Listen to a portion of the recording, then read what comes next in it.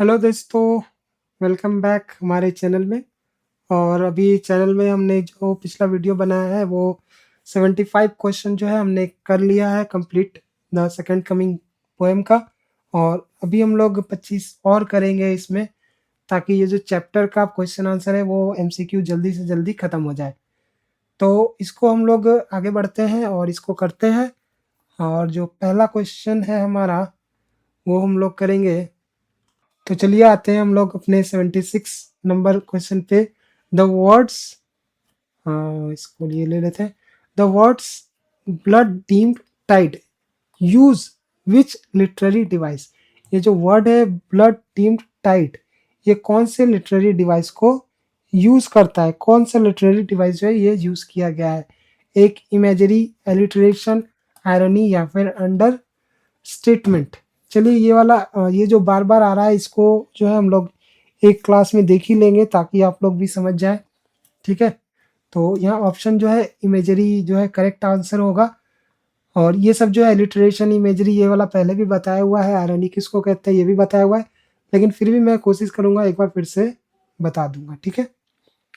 उसके बाद 77 में आते हैं। The use of the word slouchious is an example of what? Slouchious जो है किसका एग्जांपल है? Oxymoron, diction, word choice, creating a sense of meanness, या फिर सिबिलेंस, या फिर यूफोनी।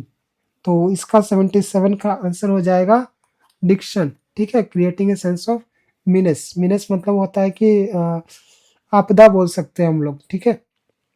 78 में आते हैं हम लोग। Turning and turning in the widening gyre contains an example of.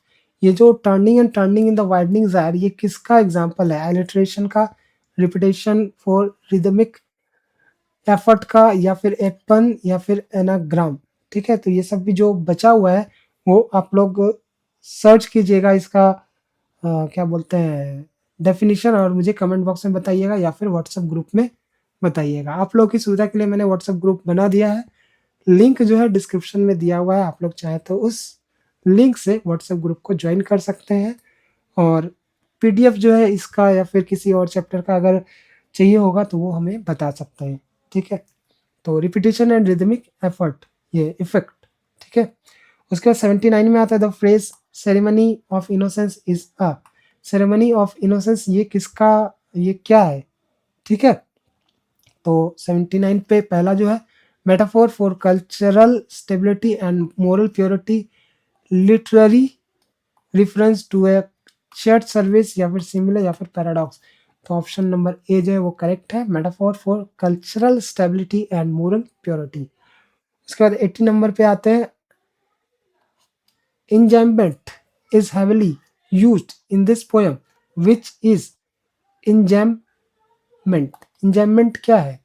तो rhyming the ends of lines, या फिर the continuation of a sentence without a pause beyond the end of a line, repeating consonant sound, या फिर pause in the middle of a line, ठीक है?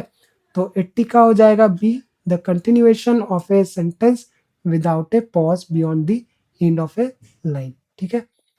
उसके बाद 81 में आता है the structure of the poem, a short stanza describing the current chaos followed by a longer stanza describing a prophetic vision।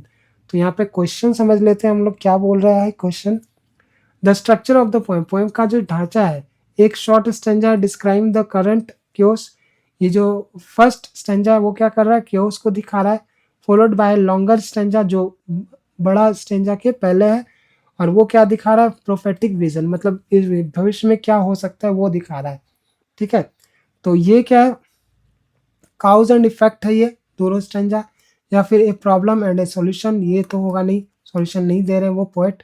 A question and answer, question answer है, या फिर a joke and a punch line, ठीक है? तो यहाँ पर जो 81 का ऑप्शन है आप लोग सभी समझ गए होंगे, कॉज एंड इफेक्ट। ऊपर में क्या है? कॉज है, और नीचे उसका इफेक्ट है, ठीक है? उसके बाद what is an allusion? Allusion क्या होता है? A trick of the eye, a direct or indirect reference to something historical, literary or religious, या फिर type of rhythm, a rhyming couplet, ठीक है? तो 82 का हो जाएगा option number B, a direct और indirect reference to something historical, literary और रिलीजियस। उसके बाद 83 में आता है the second coming and Bethlehem are example of classical allusion, biblical allusion, historical allusion या फिर पॉप कल्चर एल्यूजन। तो आप सभी को पता चल ही गया होगा बिब्लिकल एल्यूजन, ठीक है, क्योंकि बाइबल में ही वो मेंशन किया हुआ है। उसके बाद 84 में आते हैं हम लोग, the phrase things fall apart was later used as a title of a famous novel by which author. ये जो थिंग्स फॉल अपार्ट है, ठीक है, ये बाद में यूज किया गया टाइटल के तौर पे किस नॉवल के टाइटल के लिए और किस ऑथर के द्वारा, ठीक है। तो 84 का हम लोग देखते हैं, Chinua Achebe, JK Rowling, Charles Dickens, George Orwell. Charles Dickens भी जो है, मैं बता देता हूँ, ये शेक्सपियर के बहुत ही अच्छे फ्रेंड थे, चार्ल्स डिकेंस। तो दोनों एक साथ अच्छे अच्छे बहुत सारे जो है प्ले इन्होंने लिखा है, नॉवल लिखा है। तो कभी मौका मिले तो चार्ल्स डिकेंस को भी पढ़िए। तो आंसर इसका हो जाएगा हमारा चिनुआ अचेबे। उसके बाद 85 में आते हैं हम लोग, what does Achebe's use of east phrase signify in his novel the build, मतलब ये जो टाइटल यूज किया है उसका सिग्निफिकेंस क्या है, इस फ्रेज का सिग्निफिकेंस क्या है उस नॉवल में, ठीक है।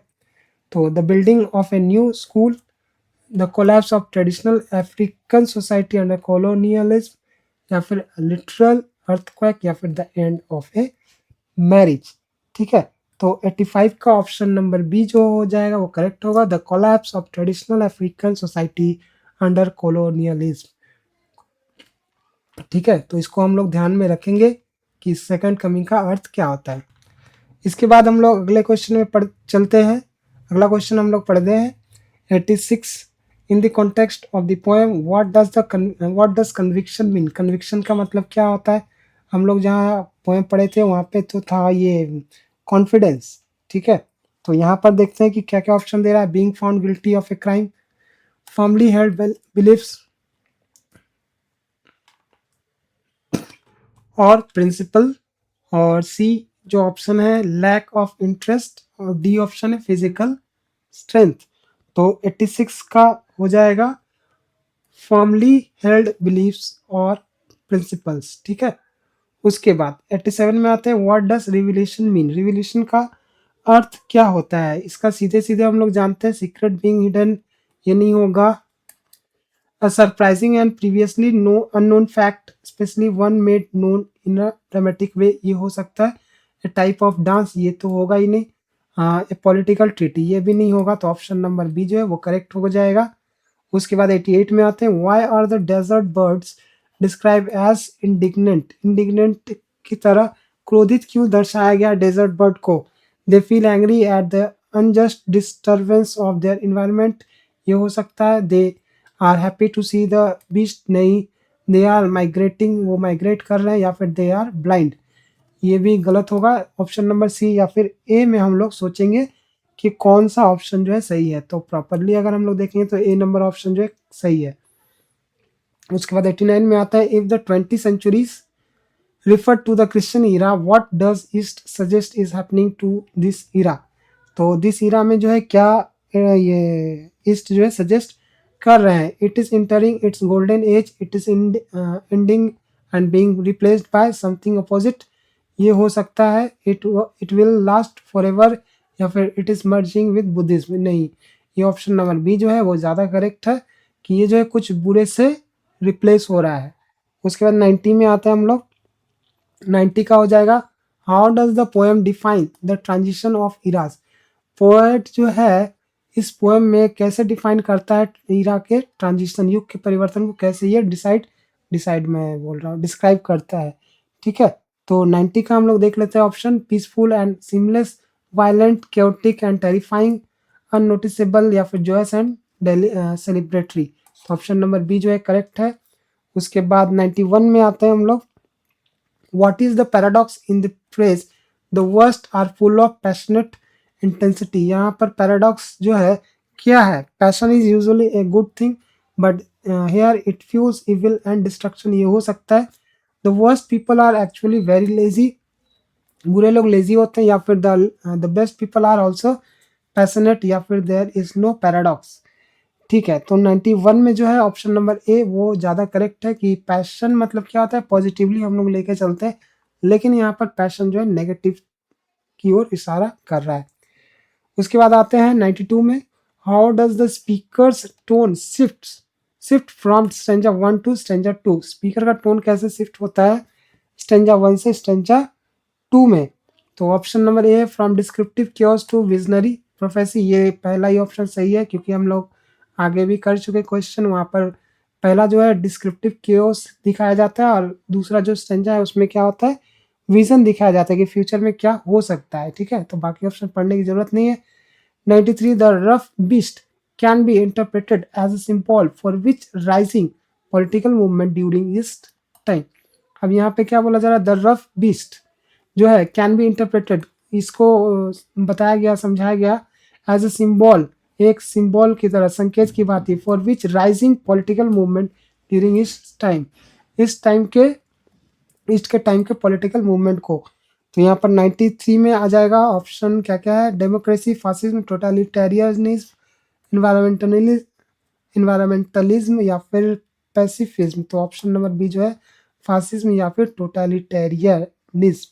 ठीक है, ये ऑप्शन करेक्ट होगा। उसके बाद 94 में आता है, what element of the poem makes it modernist, कौन सा एलिमेंट इस पोएम को मॉडर्निस्ट बनाता है। ठीक है, तो 94 में आते हैं, it's strict adherence to romantic rules, ये तो होगा नहीं। It's fragmentation, disillusionment and break from traditional optimism, ये हो सकता है। It focuses on nature, it's simple nursery rhyme rhythm, नहीं, ये बी नंबर ऑप्शन जो है करेक्ट है।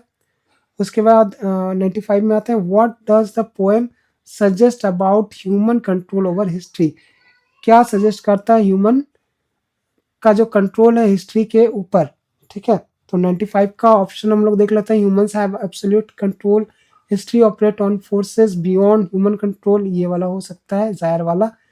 ओनली पॉलिटिशियंस हैव कंट्रोल, नहीं, ये भी नहीं होगा। Science will eventually control history, तो ये ऑप्शन नंबर बी जो है वो करेक्ट होगा। उसके बाद 96 में आता है, व्हाई डज द स्पीकर से surely twice at the beginning of the second stanza. तो 96 का ऑप्शन देख लेते हैं क्या क्या है। He is trying to convince himself because the chaos is so overwhelming, ये हो सकता है। He is mocking religion, नहीं, गलत होगा ये। He is objectively certain या फिर it is a typo, नहीं, ये भी गलत है, ऑप्शन नंबर ए जो है करेक्ट है।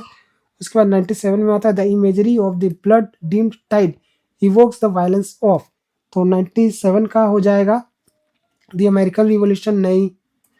Trench warfare in World War One and the Irish War of Independence, ये हो जाएगा करेक्ट ऑप्शन, और बाकी देखने की जरूरत नहीं, करेक्ट ऑप्शन मिल गया हमें।